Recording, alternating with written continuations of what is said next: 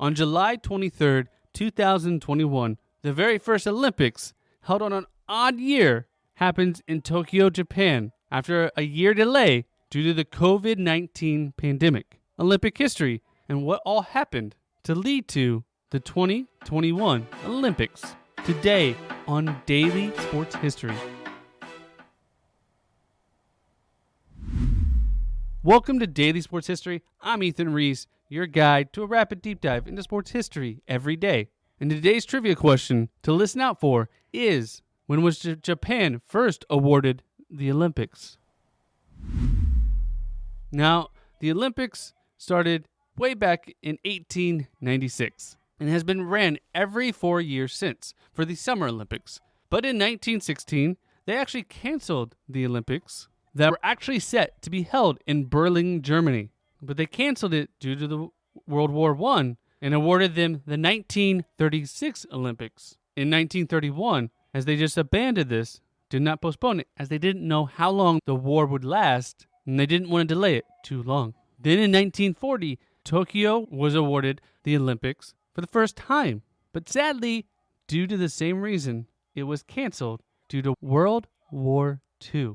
And they had actually requested to abandon the Olympics in 1937 due to the Second Sino-Japanese War, but later came back and told them they could host as they thought the war would be over. But the Second World War took over and took precedent. But the IOC actually attempted to still have the games as they moved it to Helsinki, Finland. But still, the war took over in Europe even more, and they canceled the entire event. And in 1944, the games were set to be held in London, England, which again, the war was still going on, and devastation had caused many countries to not even think about sending athletes, as many of their athletes were participating in war efforts, as this was towards the tail end of World War II. And we had a great run of no major issues until 2020, when the world was dealing with a global pandemic. Because of this pandemic, attending the Olympics as an athlete and a fan was going to be very different, as fans were very limited and many competitions didn't have any availability at all. And they released over 70 pages of different protocols to attend these games. And it wasn't until May of 2023 that the pandemic was officially declared over by the World Health Organization. So this was technically in the middle of the pandemic. Although vaccines were starting to become available, many countries still didn't have that option and were still in lockdown. And the only fans allowed were actually Japanese fans that had been quarantined in Japan. No foreign spectators were allowed, which is a huge difference and one of the main draws to host the Olympics, which was a challenge for Japan. And the main thing they were doing was they were testing for COVID basically constantly for the Olympic event. Over 100,000 tests were done throughout the entire Olympics for athletes, officials, coaches, and you had to self-quarantine 14 days before traveling to Japan. And they would be tested 72 hours prior to their travel, as well as when they landed. It would be tested at minimum every 4 days. And if an athlete tested positive for COVID, they would be required to isolate and would not be allowed to compete in the event. And they would start contact tracing for that athlete. Masks were mandated at all times outside of the competition, as well as social distancing and no contact such as hugs, high fives, or handshakes. Although the IOC strongly recommended athletes get vaccinated, it was not a requirement, but it's estimated about 80% of the athletes did get vaccinated before participating in the Olympics. And the athletes were required to arrive no more than 5 days before their first event and leave within 2 days of their final event. And they were unable to leave the Olympic Village for any activities at all, besides activities that related to competing, and could only go to pre-approved locations. With that all being said, it doesn't mean that there wasn't great moments in these Olympics. They still had the opening ceremony, which included the Parade of Nations, and for the first time at the opening ceremonies, they actually took a moment of silence for the victims of COVID. But at these Olympics, they were able to hold all 33 sports, including kayaking, sports climbing, surfing, and skateboarding, which all made their debut at this Olympic.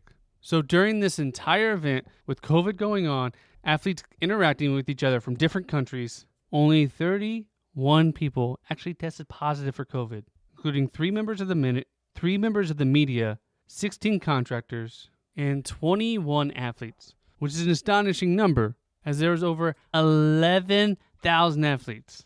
So it just goes to show you, when these athletes are disciplined, and this is one of the most important moments of their lives, they had already missed it by a year. They didn't want to miss their chance at possible glory of winning a gold. And a fraction of a percent actually tested positive. And overall, it went very similar to a normal Olympics, as the U.S., as it normally does in the Summer Olympics, led the medal count with a total of 113 medals, with China finishing number 2 with 89 medals, and Japan, the host country, finishing with 58 medals. And that was the same order for the top gold medals, as the U.S. had 39, China had 38, and Japan had 28. And a total of 86 countries won a medal at this Olympics, with over 250 nations competing.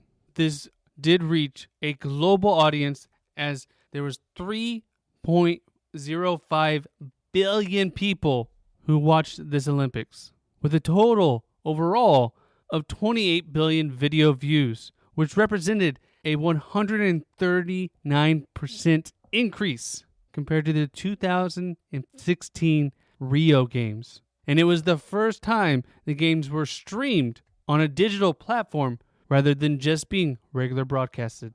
But the question of, was the Tokyo Games a success? And that's a hard one to answer. For one, it lost money. It didn't generate tourism, and they put billions of dollars into the infrastructure, and they're not recouping that. But it was a success, and it showed that the world can still come together, even though overall the world was having a pandemic.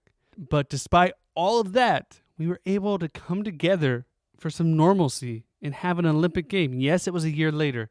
Yes, there was no fans, and it was very different, but it allowed us as a world to connect. And in that way, I could call it a success. In an international survey, 65% of respondents labeled the Tokyo Games a success, and 80% of the Japanese residents viewed it in a positive light. So overall, even though money wasn't made, money is not everything sometimes when it comes to sports. And I want to thank you for listening to today's Daily Sports History. If you like this, please, I want you to stop what you're doing, send a text to a buddy, say, hey, check this out. Use that little triangle share icon. Check this out. Let's both talk about all the sports we can learn about from Daily Sports History.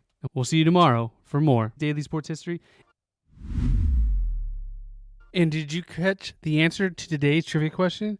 When was Japan first awarded the Summer Olympics? And it was in 1940 when they canceled the Olympics due to World War II, which means they were part of 2 times that the Olympics had either been postponed or canceled.